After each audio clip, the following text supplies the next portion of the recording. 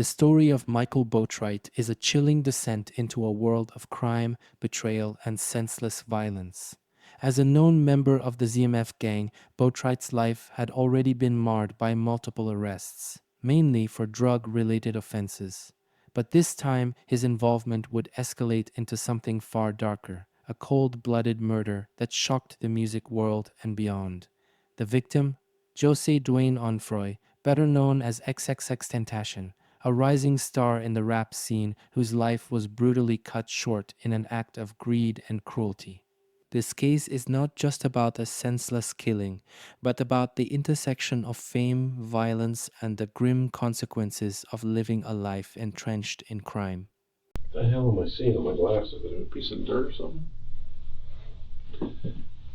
Alright. First name's Michael, right? That's true. Okay, you have to speak up because I'm old. Yes. You don't have to call me sir. What's your middle name? Sherelle. Spell that. To be honest, sir, I don't use it. Say it again. To be honest, I heard that, but say how your middle name is pronounced. Sherelle. With a Sherelle with a C or an S? S. Okay, I'll figure it out. And what's your last name, Boatright? Yes. You know how to spell that? Yes. Spell it for me. Boatrigst. And what's your date of birth? September 12th, 1995. 1995. How old will that make you? 22. 22. They call you anything on the street? Yes, sir. Okay, don't call me sir. The only reason I say that because everybody's got a nickname, including me. My name is John Curcio, but nobody ever can remember that, so everybody calls me Mongo. So, you can call me whatever you want to call me, but what's a good address where you stay at, Mike? I don't have like a good address. Where's your people stay? Where's your mom? Your dad still alive? And my dad's still alive. Where's he live at? Is that where you I mean, when you go to bed at night, do you sleep with your dad, or where do you sleep? I sleep with my grandma. Okay, what's grandma's address?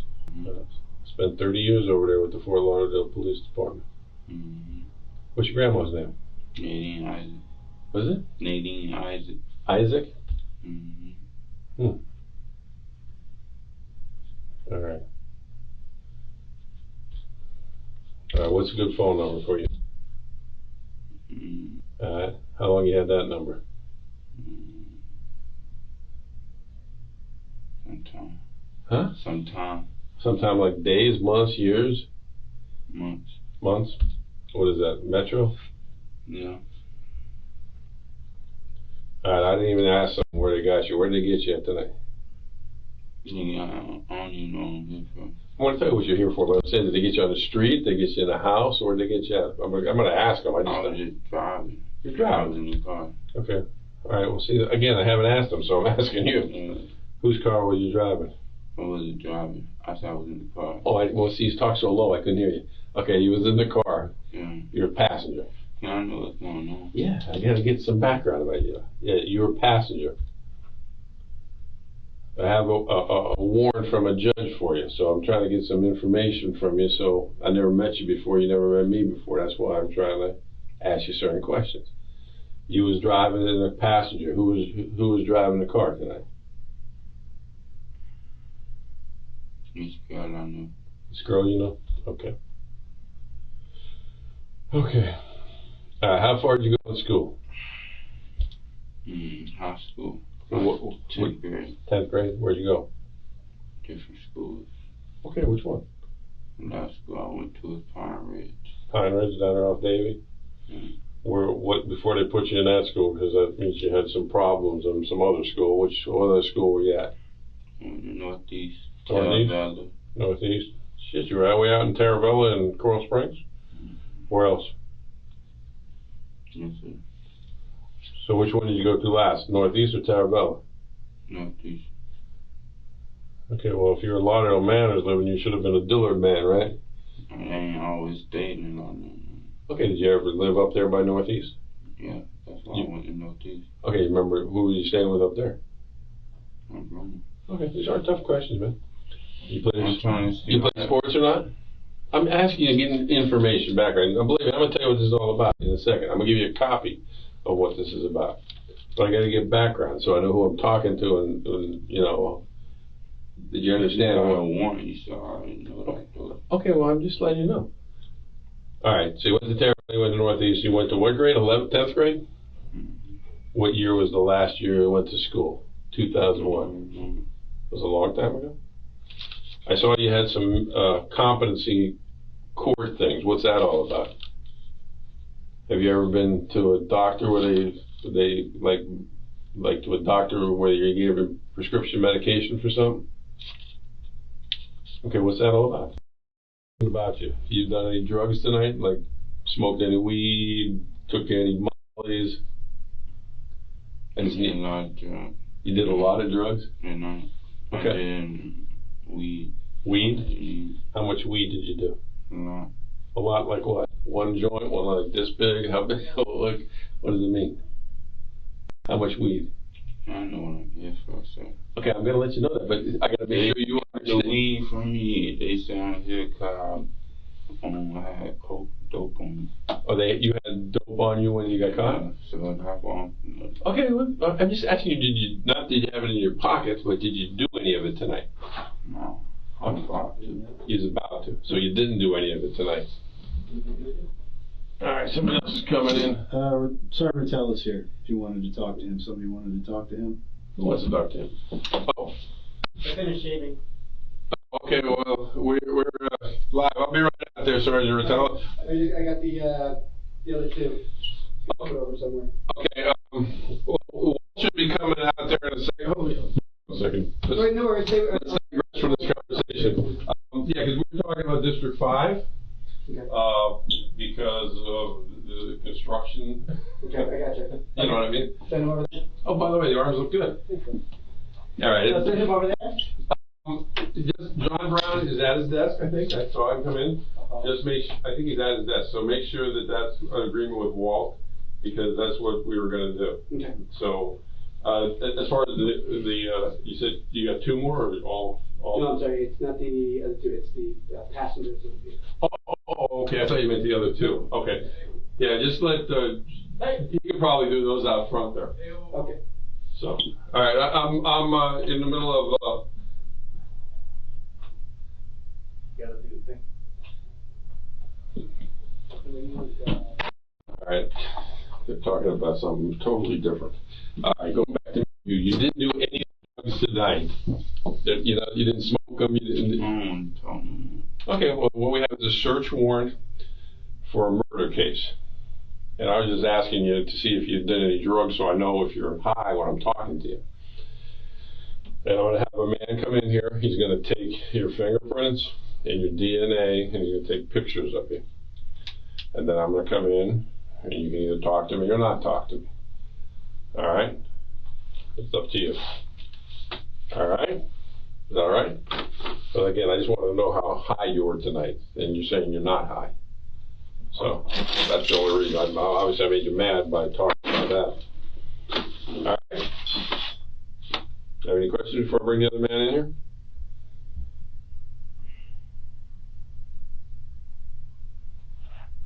That would mean you have no other questions before I bring the man in here? The forensic guy to do your fingerprints and all that stuff? No? You gotta at least say no, you don't have any other questions. All right, let me go get him in here.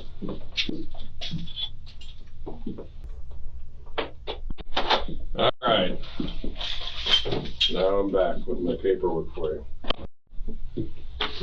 All right.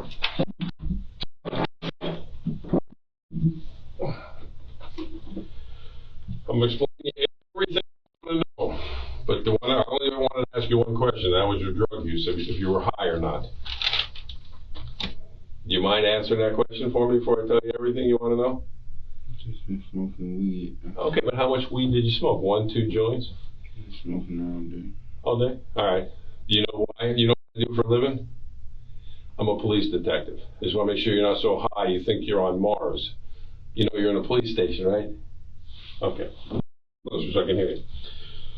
About the fact you had drugs with you tonight, again, I'm not a drug detective. And I went in front of a judge to get a warrant to do exactly what that man did, which was take your DNA, take your fingerprints, and take your pictures in reference to a murder investigation, because something I've been investigating, people brought your name up into it. Okay, that's why I'm explaining it to you. So for me and you to talk about it, and so you understand what this is all about, I'm going to read you your rights, and then you have the decision to make whether you want to talk to me to hear what this is about or not. I'm going to jail for what? At the moment, you're going to jail for the drugs. What do you want, community release? Pre-trial? Yeah. Okay, you're going to jail for that. I haven't finished my homicide investigation yet because I'm still doing that, but again, you're here. I don't know nothing about that. Okay, that's what we're going to talk about it because your name got brought up in it. I got a search warrant for the homicide case to get your DNA, your photographs, and your pictures. But that's why I want to talk to you. You haven't been charged with the homicide yet. Well, I was going to say, Okay, but again, when I started asking little questions and you said about drug use, you know, for me to explain it to you, I got to read you your rights. You had your rights read to you ever before in your life? yeah, I've been arrested before. Okay, so you had your rights read to you. Let me read them to you again. I don't know if it's the same thing you finna read now. Okay, well, what I'm going to do is read them to you, and, you know, again, this is something, each one of them I'm going to read to you, and then you just say yes or no, or I don't understand. If you don't understand, then I'll explain it to you, you know, so you can understand it. You went to 10th grade, though, so, you know, these shouldn't be hard to understand, but if you have a problem, you let me know. You say he can't get pictures for and DNA. I know for a fact it don't got nothing to do with what's going on. If he already got the pictures, can I just go to No, you're going to jail. Yeah, I know. Can I But then you won't get to know what it's about. So when I'm done reading these, if you don't want to talk to me, you can say you don't want to talk to me. But then you won't know what it's about. But does that, I mean, do you want me to read this to you? What? You want to know why I got a judge to give me a warrant for you or not? Yeah, you just said because people will try saying me. Okay. Well, again, what I'll do is I'll read you these. If you understand them, you can make the decision to hear what. I don't got nothing to do with it, so I really don't want to, like, you feel me? Boatright knows why he's been arrested, but he is going to be as uncooperative as possible. Fortunately, there are enough witnesses and evidence linking Boatright to the murder to build a case without his confession. Okay.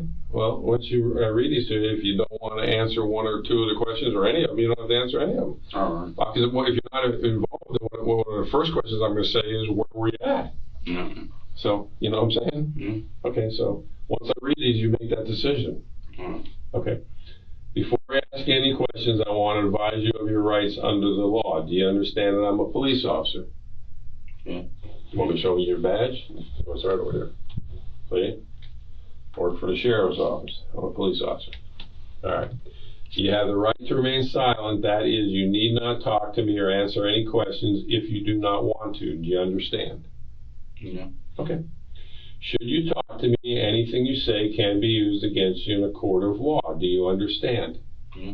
Okay. You have the right to talk to an attorney before talking to me and have an attorney here with you during questioning now or in the future. Do you understand? Yeah. If you cannot afford to retain your own attorney and you want an attorney, one will be appointed for you before we ask you any questions. Do you understand? Yeah. Okay. If you decide to answer the questions now without an attorney present, you'll still have the right to stop answering at any time until you talk to an attorney. Do you understand that? Yeah. All right, I don't understand your rights as I read them to you. I'm going to ask you questions. You can ask me questions. And you don't want to ask no questions? You want me to tell you anything about what the case is? You can tell me about it. Okay, well, you seem confident that you're not involved in it, so I guess my question is, what do you think the case is I'm working? What is it about? There's a million cases out in the street. I don't know. That's what I'm saying. But whatever it is, I'm not involved in nothing. Okay, so again, you don't. I was here, like I said, for the drugs. Well, you're here for the drugs too. Okay, well, I mean, I can't help that. That's got nothing to do with me. But I mean, you got caught with drugs. You got caught with drugs. I'm here because, again, this investigation. Somebody brought up your name on. Did you read about the rapper who got killed up at Riva Motorsports? Yeah, I read about that. The crime that ended XXXTentacion's life was no random act of violence. It was a meticulously planned operation driven by greed and executed with chilling precision. Michael Boatright and his accomplices, all members of the ZMF gang, were no strangers to crime. But this time, their ambition led them to an unthinkable act. The plan began when they spotted XXXTentacion's distinctive BMW i8 in the parking lot of Riva Motorsports, a place where the rapper, known for his flamboyant lifestyle, was a frequent visitor. The group moved methodically, confirming his identity inside the store before leaving to purchase masks, tools to conceal their identities as they prepared for what was to come. They returned to the parking lot, waiting like predators for their moment to strike. Every move they made, from surveilling their victim to blocking his vehicle's exit, was calculated with a singular goal: to rob the young artist of his possessions, including a Louis Vuitton bag containing $50,000 in cash. But beneath the surface, this was more than a robbery. It was an ambush, a coordinated attack that would leave a promising life extinguished in an instant. This calculated build-up to the crime reveals the cold and remorseless mindset of the perpetrators, a dark prelude to the devastating events that followed. Well, you got a ton of them, so do I, so I'm just asking. All right, so he's done your tattoo, so he knows you. Nah. Oh, you Yeah, just from tattoo, yeah, like business wise. Okay, does he tattoo you at his house or at your house? Around the time he had a shop. He had a shop. Where at? What city? I forget where it was. But not, is it Fort Lauderdale where you're from, or some other city where you had to ride a long ways? Yeah, it was a long time ago. Okay, a long time ago, like years and years ago? Yeah, years. Okay, this thing involved a Dodge Journey, which is like an SUV. Do you know what a Dodge Journey looks like? Because I can get a picture of that. It's a blue SUV. And that day when this thing at Riva happened, Chucky the tattoo man was in that car. Have you ever been in or around a dark blue Dodge Journey before? No. No? Have you ever been around Chucky recently? No. Okay. Like I said, if I brought pictures, it'd be easier to explain. I'm saying though, like. Okay, well, I'm asking you about things that your name's getting brought up into. But I don't know nothing about that, so. Okay, well, you already said you were in Riva, so I'm trying to figure out why Chucky would put your name into it. I don't know. What was the last, you saw him years ago, did you have a beef with him? You paid for all your tattoos? I mean, did he have a beef with you about something? Or he'd throw your name out just to throw me off and put your name into it? That's not a tough question, man. Do you have problems with Chucky? I guess that would be, you don't want to answer that question, so I won't answer that question. How about the what they call the pink apartments, the Driftwoods? You ever hang out over there? No. What? No. No? You know where the Driftwood is when I say that? No. 31st and 19th Street. You know where that is? No. All right, I'm trying to figure out. Well, it's not far from Lauderdale Manors. You know where the FP&L plant is up there? The moment of the murder was as swift as it was devastating. XXXTentacion, a young man full of promise and potential, sat defenseless in his car as the chaos unfolded around him. After blocking his BMW i8 to prevent any escape, Michael Boatright and his accomplices descended upon their target with brutal force. Despite XXXTentacion offering no resistance and willingly giving up the Louis Vuitton bag containing $50,000 in cash, a sum that represented the proceeds of his hard work, Boatright made a fateful decision. As if greed and violence weren't already enough, he turned back, raised his weapon, and fired multiple shots at close range. Each bullet tore through the young artist's body, extinguishing his life in a heartbeat. This was no mere robbery, it was an act of senseless cruelty. The echo of those gunshots marked the end of a life that had touched millions, leaving fans, family, and an entire music industry in shock. XXXTentacion's untimely death wasn't just a personal loss. It was a moment that symbolized the devastating consequences of unchecked violence and the fragile nature of fame. You don't know. All right, well, it's like I said, I'm just trying to solve the mystery. Now, that phone number you gave me, I guess the policeman, when they stopped you, had two phones on you. One's what, an iPhone, and one's a... Which number is the 600 number? The iPhone or the other one? No. The iPhone. And what was the number again? I think I wrote it down wrong. 954 600 6165? Yeah. And that's the... What color is the iPhone? Black. Black. And what's the other phone you got? It's a Metro, but I don't know the number of it. You don't have the Metro? And what... I didn't look at it. What is a Metro... Galaxy or Coolpad? Which one have you had longer, the iPhone or the Coolpad? Coolpad. How long you had the Coolpad? About Some months. months? Is it in your name or somebody else's name? Somebody else's name. All right, I don't even want to ask you about that. Anybody else use that phone but you, that Coolpad? Sometimes I let the kids play with it. Oh, you have kids? I don't have kids. Oh, I let the kids play with it. but what kids? Just any kids? Yeah. I mean, you lend it? I'm at a girl's house. Oh, when you're at a girl's house, you let them play, but you don't give it to somebody and say, hey, you don't rent out your phone, right? Oh, no. You don't give it to somebody and say, hey, bring it back in a day or two. Okay. You sure you don't want me to bring these pictures in so we make sure you don't know who I'm talking about? I mean, I want to bring a picture of the fat guy in. I seen him on the news too. Oh, you saw him on the news too? And you never seen him before in your life? No? They call him, his name's Robert Allen, but they call him, Chucky calls him Shatta, which is Jamaican for hitman, I guess, which I don't know how he's a hitman because he looks like he hit the buffet. He don't look like he kind of a little round to be a hitman. So, all right, so you don't know him, you know Chucky. And how long has it been since you think you saw Chucky? Years, months? Okay. All right. I guess they brought those girls down that you're with too. So was one of them you're like, are they just friend girls or one of them your real girlfriend? Friend girl. One of my girl. Got no babies or nothing with her? Which one's your actual girlfriend? Yeah. From the very beginning, Michael Boatright approached the interrogation with a calculated, guarded demeanor. His responses were curt, vague, and often evasive, designed to provide as little information as possible.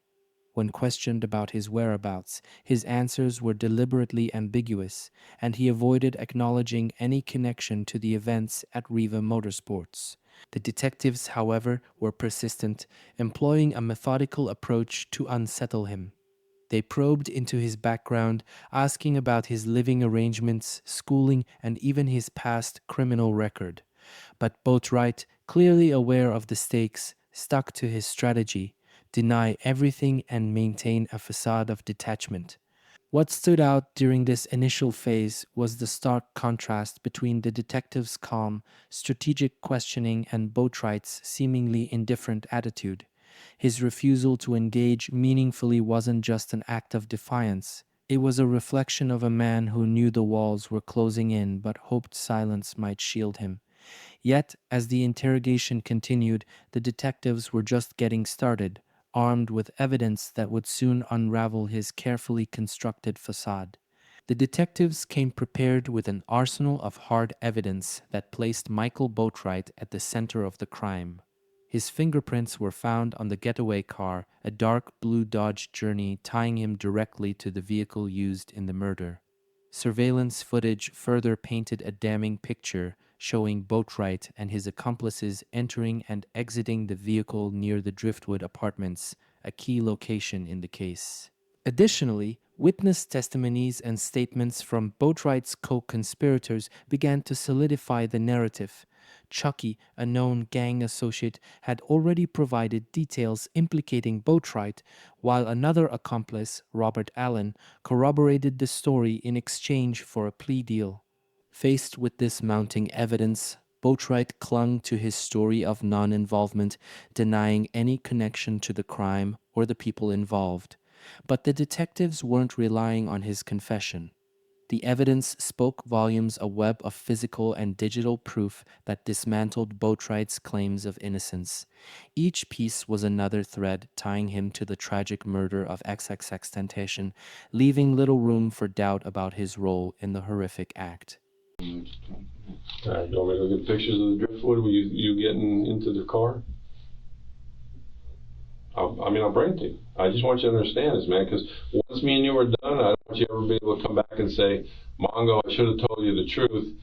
You know, I was scared, and now I'm all fucked up because I didn't want to tell you the truth. Because, you know, this is the kind of thing that remorse kind of is everything. If you feel, I know, if you feel bad about what happened because it wasn't supposed to happen, then that's called remorse. If you don't feel remorse, then you're like a stone cold killer.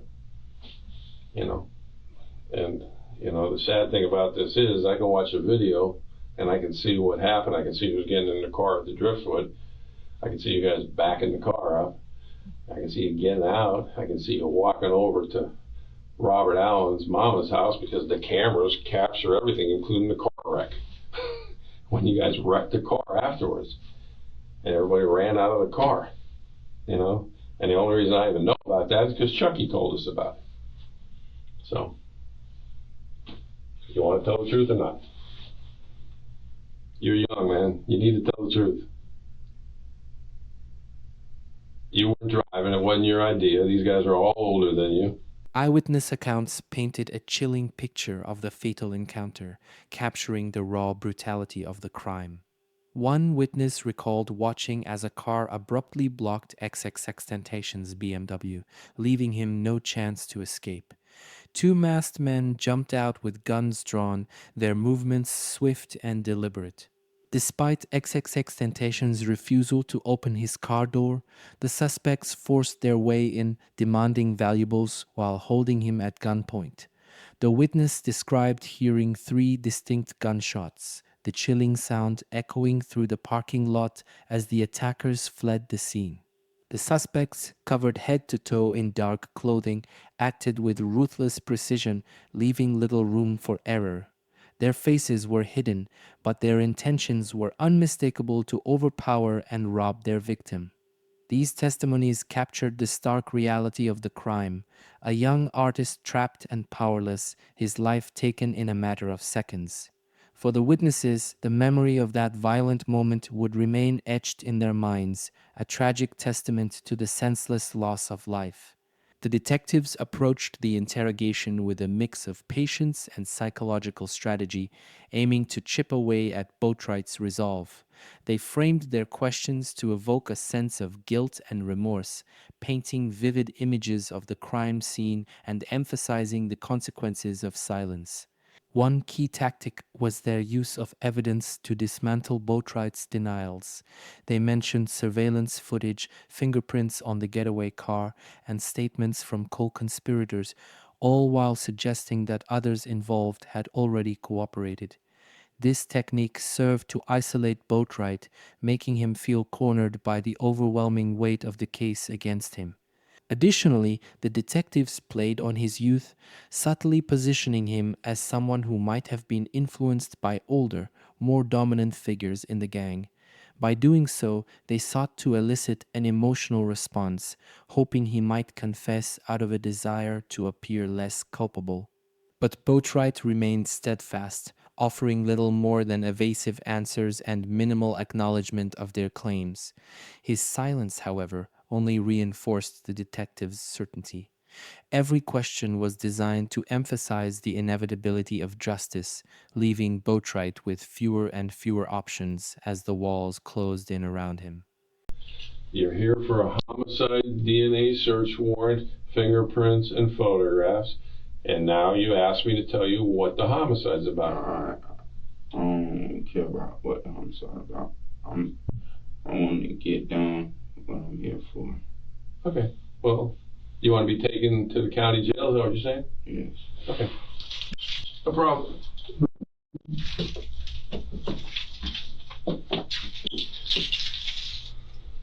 You know what happens when your phone gets in that parking lot at Riva Motorsport?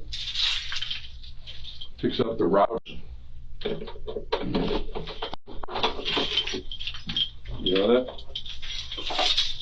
Okay. I'll be back. Go with me.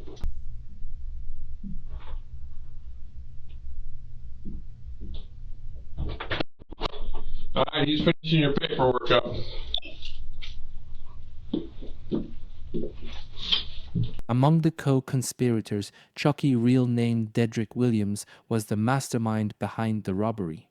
Known for his connections within the ZMF gang, he played a central role in orchestrating the plan. Then there was Robert Allen, a man whose involvement initially seemed minor but later became pivotal. Unlike the others, Allen showed signs of remorse, ultimately cooperating with investigators in exchange for a plea deal. Both men pointed fingers at Michael Boatright, painting him as the one who pulled the trigger. Their testimonies unraveled the conspiracy, exposing the cold, calculated actions of each participant and placing Boatright squarely at the center of the crime. Michael Boatright's conduct during the trial was as chilling as the crime itself. In a moment that left onlookers stunned, he turned to the victim's grieving family and blew them a kiss, a gesture so callous it underscored his complete lack of remorse. This brazen act was a stark reminder of his disregard for the gravity of his actions. It wasn't just a courtroom spectacle. It was a window into the cold, unrepentant mindset of a man who had committed one of the most shocking crimes in recent memory. Funny thing, I think that one thing is right there, that lighter hanging out of your pocket, is even what they got out of the car when they got you out of the car. The tragic story of XXXTentacion's murder and the subsequent trial of Michael Boatright and his accomplices is a harrowing exploration of greed, violence, and loss. It begins with a young artist, José Duane Onfroy, whose life, though tumultuous, was brimming with promise. His music had touched millions, offering raw, unfiltered glimpses into his struggles and emotions. Yet his rising star was extinguished in an act of senseless brutality that unfolded in broad daylight. Michael Boatright, a known member of the ZMF gang, had a history of criminal activity, but the events of that day marked an escalation into a realm of cold-blooded violence. Alongside his co-conspirators Dedrick Williams, Robert Allen, and Trayvon Newsome, Boatright planned and executed a calculated robbery. The group stalked XXXTentacion at Riva Motorsports, confirmed his identity, and lay in wait for their opportunity. In mere moments, their plan spiraled into murder. Despite XXXTentacion offering no resistance and surrendering his possessions, Boatright's decision to pull the trigger shattered more than a promising life. It left a permanent scar on his family, friends, and fans. The subsequent investigation uncovered a trail of evidence that tied the suspects to the crime, from surveillance footage and fingerprints to testimony from one of their own, Robert Allen, who cooperated with investigators in exchange for leniency. The trial brought to light the stark reality of the crime, not only through the evidence but also through the behavior of the accused. Boatright's chilling lack of remorse, highlighted by his shocking gesture of blowing a kiss to the victim's family, revealed a man devoid of empathy. This callousness stood in stark contrast to the grief of those who had lost someone they loved, a son, a friend, a voice for a generation. In the courtroom, justice was served. Michael Boatright was sentenced to life in prison without the possibility of parole, a punishment reflecting the gravity of his actions. Yet, as satisfying as the verdict may have been for those seeking accountability, it could never undo the pain of loss. XXXTentacion's death remains a stark reminder of the fragility of life, the devastating impact of violence, and the void left when a promising future is stolen. For the fans, the legacy of XXXTentacion lives on through his music, a poignant echo of a voice silenced too soon. But for his family and the countless others affected by this crime, the wounds may never fully heal. This case, with all its twists, betrayals, and moments of senseless cruelty, will forever stand as a cautionary tale of how fleeting and precious life truly is.